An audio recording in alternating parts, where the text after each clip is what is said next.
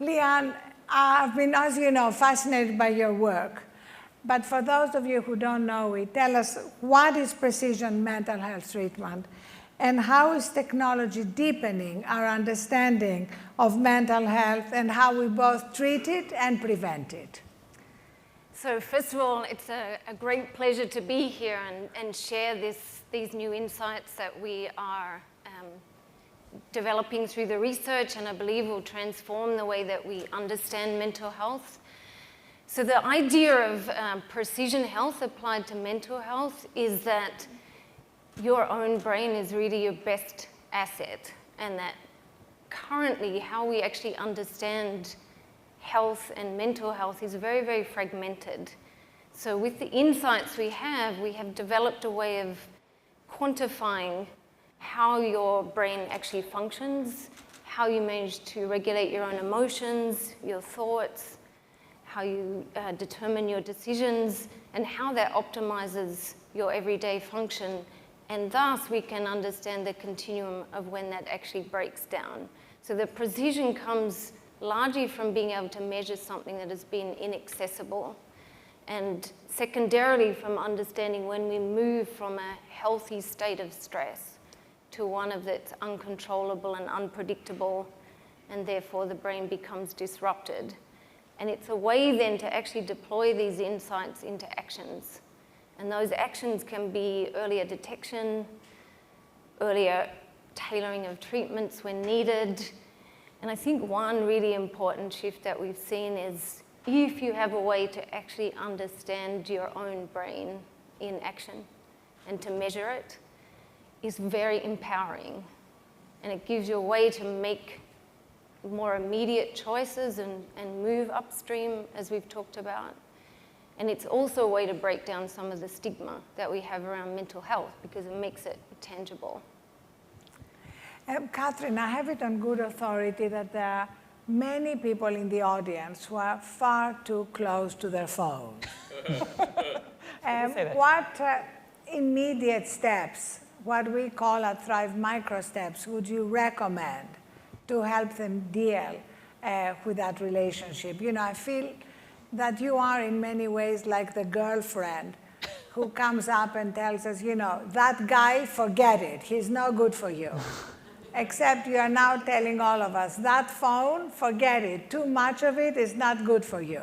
So tell us.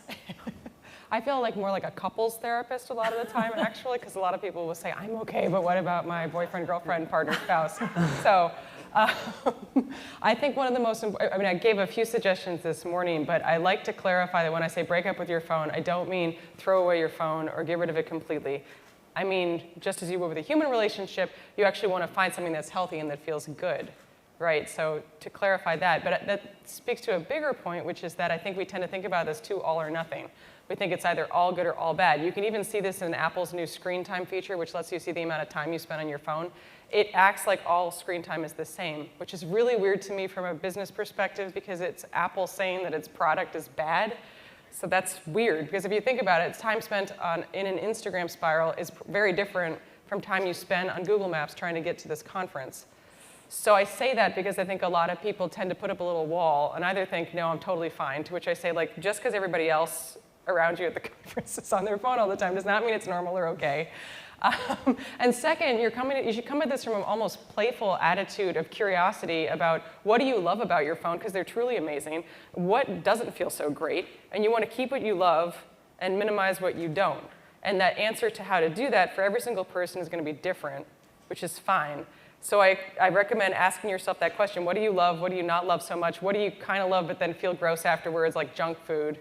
And then start by experimenting with steps to minimize the parts that are not so good, recognizing that nothing is permanent when it comes to your phone. Facebook's not going to lose your data if you delete the app, right? You can do that and then reinstall it 10 minutes later if you want to. It's totally fine. You're just trying to find something that works for you. So I think having this non-judgmental attitude is actually what I would recommend starting with. You have to have that framework in mind and have a positive goal, as I mentioned earlier, before you start to implement more granular changes like rearranging the apps on your home screen so that you don't have temptations. Your phone should be a tool, not a temptation. Things like that, or getting a standalone alarm clock, or getting a watch, things like that are useful when they're put in the broader context where you know what your positive goal is, because otherwise you'll rely on willpower, and willpower will get you nowhere when it comes to habit change. Great, I'm very glad you are reminding us that willpower doesn't go very far at all. Now, Diesel, as the resident millennial on this panel, you actually have lived your entire life absolutely surrounded and sometimes drowning in this world of social media. And you have done something about it. You have launched 20, and you can tell us where the name came from, to actually deal with the unintended consequences. And to Catherine's point, there is an awful lot of good stuff. We are only addressing here the unintended consequences. Well, first of all, I'm very excited to be here. Thank you so much. And for those of you who don't know, Arianna is actually on the board of 20. Yes. We're super privileged to have her. She's a wonderful entrepreneur and shares the same mission and vision of what we're trying to do to help people balance their relationship with technology. I think, Catherine, you said something really important, which is it's not about trying to figure out how you throw out the baby with the bathwater, right? How do you really focus on those positive outcomes, and how do you use technology to drive those positive outcomes? So 20, to answer your question, the name comes from kind of the colloquialism, which is, what's your 20? Where are you? And the way the app works is really about showing you where your friends are and who's physically available to actually meet up with you in real life. So the focus of our product is really how do we optimize for face-to-face human interaction versus just digital connection. And I think some of the stats that have been important to us when we started the company was, you look at teens today versus 20 years ago spend roughly half as much time with their friends in real life as they did outside of school. You also see over the last few years people spending obviously an inordinate amount of time being digitally connected, and obviously some of the correlation between people spending so much time online and that reduction in time in real life. And also what we see is that when people are together and have real human connection, all the mental health advantages that come from that are completely clear and unequivocal. Leanne, I spend literally some of my time every day talking to people about your work, because we are so lucky to have developed this partnership with you at Thrive to take your work and create programs based on your work to take into companies to address the problem of mental health among their employees even before mental health symptoms have emerged, which actually makes it much easier, because if you address it as a stress and burnout problem, everybody's going to acknowledge that they're stressed and burned out. If you say, come so that we can help you with your depression and anxiety, a lot of people are not going to come forward. And I would love now to ask you to explain what are these foundational principles of your work on which our programs are based. And the Hilton Hotels actually are one of our first partners. They're going to be bringing your work and the way Thrive has turned it into workshops into all their employees. So immediately we're going to start seeing the impact of all that academic research you've done. But please walk us through, instead of me walking everybody through it as I do. I would love to share a couple of examples which I think may make it more tangible. As background to that though, the examples I'm giving you are based on the foundations that you're describing, which means that over the past several decades, what we've done is used functional imaging, so an MRI that takes snapshots of your brain in action. So for example, over 5 minutes, it'll take multiple snapshots, which can tell you actually what your brain is doing. And we've built up thousands and thousands of those data sets. And then also, over the last 10 years, I've run the first international trial to take that information and ask how well does it do in explaining the variation that we have and in predicting treatment outcomes. Those data sets have now been accelerated in terms of our interpretation in the same way that the Human Genome Project did. And there's a project called the Human Connectome project that we're part of, which is mapping in extraordinary detail the human brain. And that gives us a way to actually have an entry point into understanding mental wellness, how are we functioning, and then right through to if we do experience burnout and that becomes untreated and it eventually turns into a disease of depression that is like a stage 4 cancer. So the example to give you is one of the people who was taking part in the research is an example of how these experiences don't discriminate. He was an incredibly productive person, a CEO. He'd been a CEO for 9 years. He was at the point in scaling up his company, and he had decided that he could no longer cope. So he had a point one day of saying, I can't actually get into the office. And he ended up coming totally coincidentally into our study because he happened to hear at the time on the radio an advertisement for our study, and he said, I haven't heard this concept of brain health before. So he came to see us, and he described his story of over 9 years what you would interpret as a gradual development of burnout, where at first it was stress that was challenging and exciting and built his resilience as he built the company, and he was excited to go in each day. And then as there were accumulated stresses that felt uncontrollable, he more and more had to find ways to cope differently. And he described basically going home and collapsing every night in order to force himself to get back to work the next day. And ultimately, he came to the decision he had to quit. In between, he experienced the current situation that we all have probably had some experience of, which was, who do I see about this problem? I try my family doctor, I try psychologists, psychiatrists, and there was just a trial and error process. And what we know is that only about 30% of people will do well on the first intervention. When he saw us, we scanned his brain, and he had a way that the normal emotional function of your brain occurs. He had basically a short circuit that we call negativity bias. So all of us are prone to noticing negative things. We need to. We need to in order to manage risk. His negative emotion circuit becomes so overactive, it was stuck.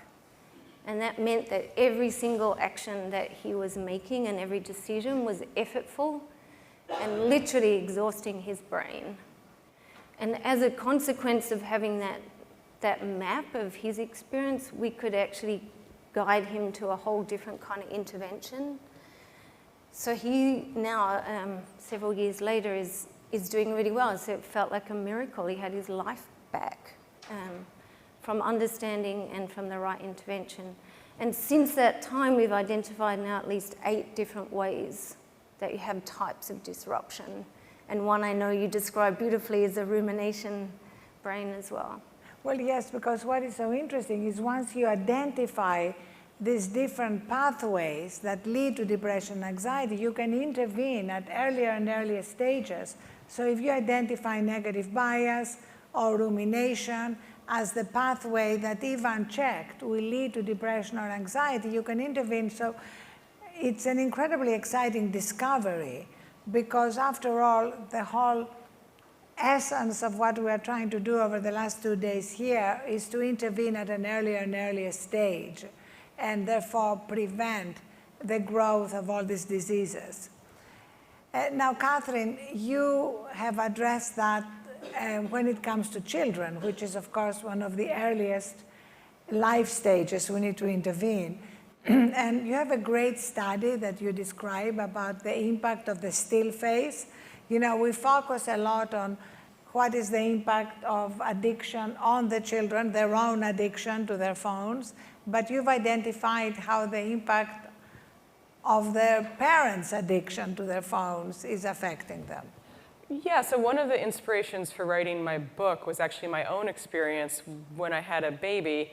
I've done mindfulness training. I'd like to think of myself as pretty self-aware, but I had these moments of realizing that she was looking up at me in the middle of the night and I was looking down at my phone. And it really made me upset because I realized I don't want that to be her impression of a human relationship, and I also don't want it to be how I'm experiencing motherhood, because what's the point of like living your life if you're not living your life, you're just looking at, in my case, antique doorknobs on eBay. It's a true story. I have plenty of doorknobs on my doors. But anyway, but I'm also a science journalist by training, and something was like going on in the back of my mind where it made me think of something that I'd heard of before, and it occurred to me, it was something called the still face experiment, which is an experiment I recommend Googling if you want to get teary any point today. It'll be the first thing that comes up, this short clip. And it was an experiment where the researchers had parents interact normally with the baby for 1 minute, and then they said, all right, we want you to be completely still-faced and not have any emotional response at all for just 1 minute. And watching it is so painful because this baby goes through all of these stages of what's going on, and the guy narrates it as it goes through what's going on and understands, starts squirming, trying to get out of its restraint, like in its little seat, starts making these animalistic sounds, like screeching sounds. And then it snaps back and the mother is like, it's okay, and it's very moving. And what I realized is that when it comes to our phones with our babies, I mean, their eyes are developed so that they can focus just as far as their parent's face, so that they can establish human connection and learn how to relate with humans. So what does it mean that we are all essentially still facing our children? And that is what I was doing to my own daughter. So to me, that was a really big wake-up call that made me realize how important this is from a very early age to be aware of how we're interacting with our phones around our babies. And this, in a sense, everything you are doing now with 20 is acknowledging this key importance of human connection. So tell us some of the implementations of 20, like what you are doing on college campuses. How is it spreading? Sure, yeah, and I would say the main focus and the metric that we optimize for is how many real-life experiences do we drive as a result of the platform. And in the last month on a handful of college campuses, we've seen 25,000 resulted as a byproduct of people using the platform. And most of our testing to date has really been around college campuses and college students, and we've seen that what's really unique about 20 is you can't actually share anything you've done in the past. Right? You only can share what you're doing now and what you're planning to do in the future, which one is obviously meets the functional need of trying to meet up with friends in real life. And secondly, it reduces some of those social comparison issues that come along with traditional social media, where I see some amazing highlight of something you did last night and I'm focused on that and how that reflects and relates to me and what I'm currently doing versus how do I actually engage? How do we actually result more real life human connections as a result of people using the product.